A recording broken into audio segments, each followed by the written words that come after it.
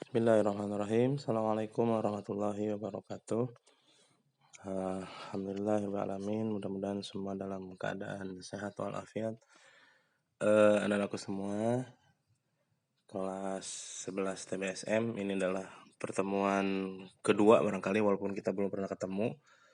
Tapi secara pembelajaran ini adalah pertemuan kedua dengan Bapak, di mana Bapak menggantikan Bu Silva yang sedang cuti sementara mengajar produk kreatif dan kewirausahaan. Pada hari ini kita belajar di jadwal yang baru, ketemu 2 pertemuan dalam seminggu ya.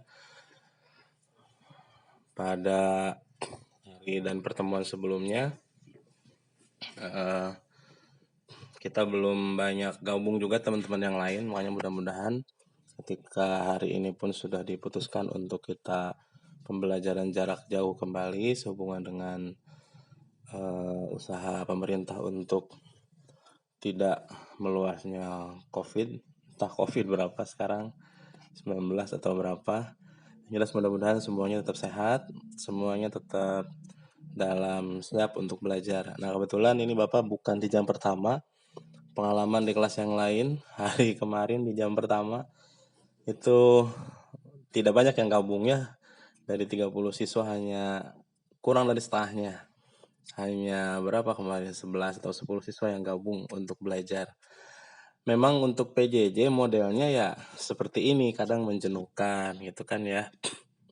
Maksudnya ya pembelajaran dari Bapak Ibu guru cuman penugasan, literasi, mengumpulkan tugas. Kalau ada modul LKS dengan ngerjain LKS, kalau tidak ada ya hanya sekadar petunjuk pengerjaan tugas-tugas saja.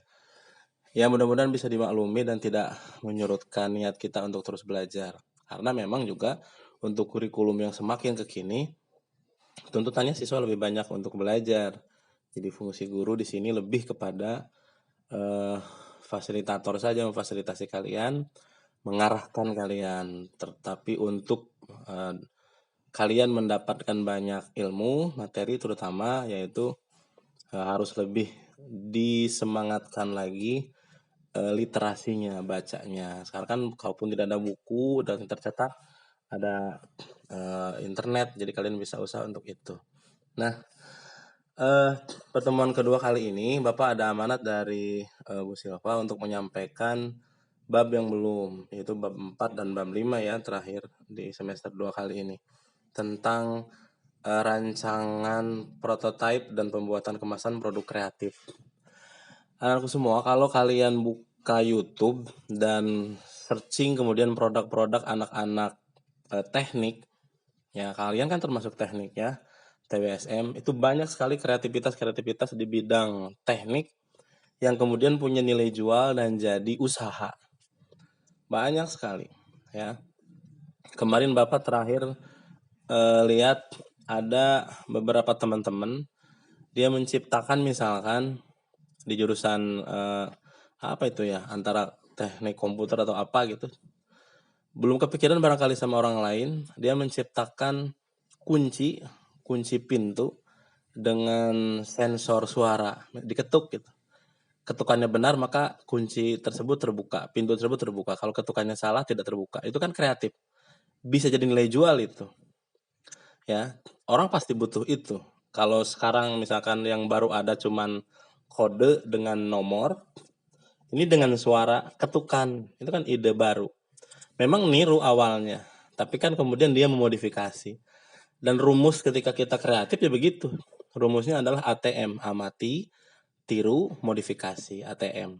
Kalau kita berhasil, maka kita akan menciptakan sesuatu yang bukan hanya manfaat untuk kita, mungkin bagi banyak orang, dan punya nilai jual, menghasilkan uang lah gitu. Nah, SMK dengan pelajaran PKK-nya ini tujuannya ya tidak lain ke arah sana. Kalau kita nanti keluar SMK tidak bisa kuliah, mohon maaf, misalkan pun tidak bisa kerja di perusahaan, maka ya kreativitas di bidang wirausaha yang kemudian harus dimunculkan. Makanya sekolah membekali dengan pelajaran ini yang dititipi oleh Dinas Pendidikan. Nah, Adapun tujuan dari pembelajaran tentang rancangan prototipe dan pembuat kemasan produk ini adalah, nah di sini nanti kalian bisa literasi tentang konsep desain produk kreatif itu seperti apa. Jadi bisa baca-bacalah ya. Kemudian bisa menganalisis alur dan proses kerja pembuatan prototipe atau model produk kreatif, menganalisis proses kerja prototipe, ya, model produk, membuat desain, kemudian membuat alur dan proses kerja, membuat produk itu sendiri, yang terakhir membuat kemasan. Walaupun Bapak baca-baca di sini ternyata kita justru lebih banyak ke tentang kemasan nanti, kemasan dan merek. Ya, dan itu juga mungkin sangat penting sekali gitu. Jadi kalau kita menghasilkan sebuah produk tersebut mungkin tidak dilirik orang kalau kemasannya tidak menarik dan tidak bagus.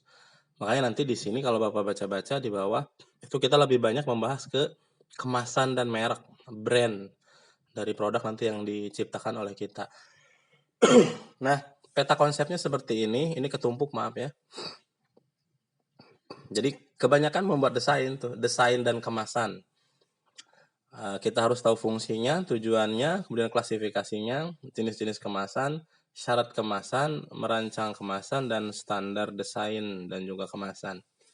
Ini pengertiannya terhalangi. Intinya adalah desain produk itu adalah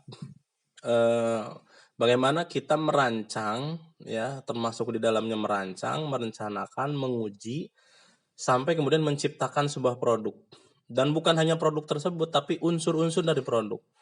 Makanya contoh sederhana misalkan kita bikin motor, maka di awal direncanakan motor tersebut, bentuknya, tipenya, kekuatannya, sampai kepada apa itu embel-embel yang nempel di motor tersebut, apa disebutnya ya,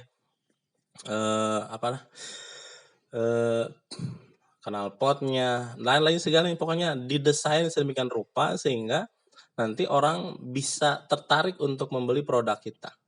Makanya bukan hanya ke bagusnya produk tersebut, tapi di awal juga sebagai pengenalan dalam mengiklankan, kemasannya juga harus sedemikian rupa bagus. Seperti kalian hari ini pilih-pilih motor, kadang-kadang kan bukan dari bagus tidaknya mesin, ya. Kebanyakan juga tidak sedikit gitu maksud Bapak, orang milih motor karena desain dari bentuknya itu sendiri. Kan perusahaan juga justru berlomba-lomba kan mengejar hasrat itu dari konsumen.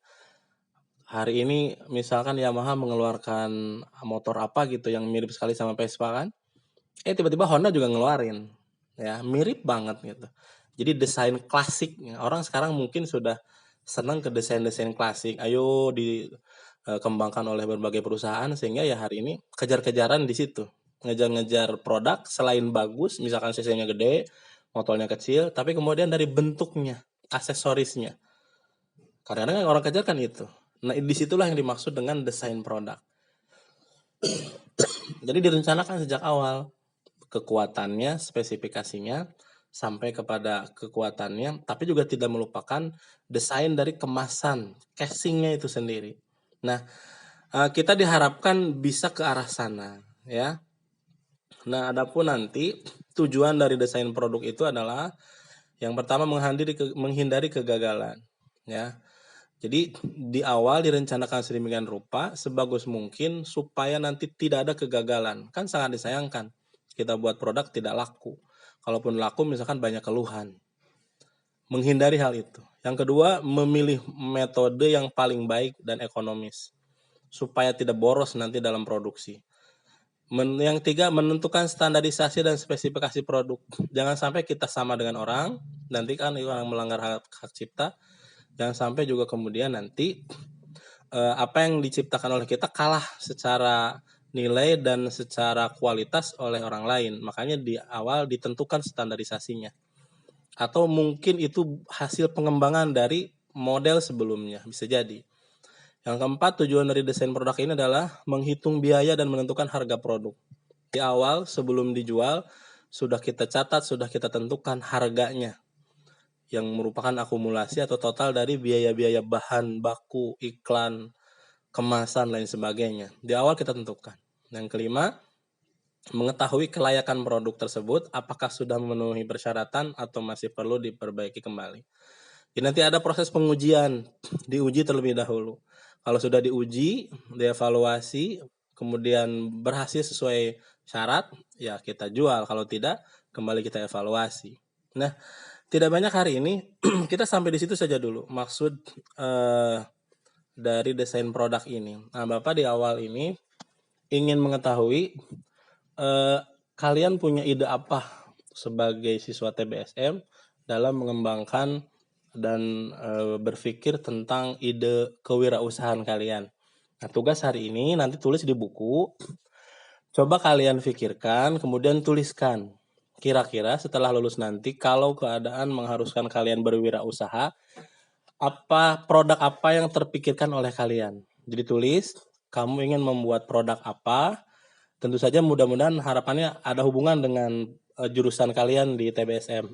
Ingin membuat apa? Nanti nama satu membuat apa? Kedua nama produknya apa? Gitu ya. Kemudian yang ketiga kira-kira harga jualnya berapa? Ya. Dan diproduksinya seperti apa? Jadi tentukan nama produknya apa? Ya. Seperti apa gitu ya produknya, dibuatnya seperti apa ya, dan kemudian nanti harganya berapa gitu. Jadi ditulis pokoknya rencana kalian untuk berwirausaha, ditulis di buku, kemudian difotokan, nanti dijaprikan ke Bapak boleh, atau kalian bisa kirim melalui Google Classroom. Nanti Bapak kirim tugas ini juga di Google Classroom. Itu dulu mungkin untuk hari ini, sedikit saja dulu. Yang penting kalian belajar, baca, ya, kemudian tugasnya dikerjakan, ya. Terima kasih, jangan lupa isi absen dan mengerjakan tugas. Nanti hasil pembelajaran hari ini besok Bapak laporkan di grup yang di situ ada wali kelasnya. Terima kasih, mohon maaf. Assalamualaikum warahmatullahi wabarakatuh.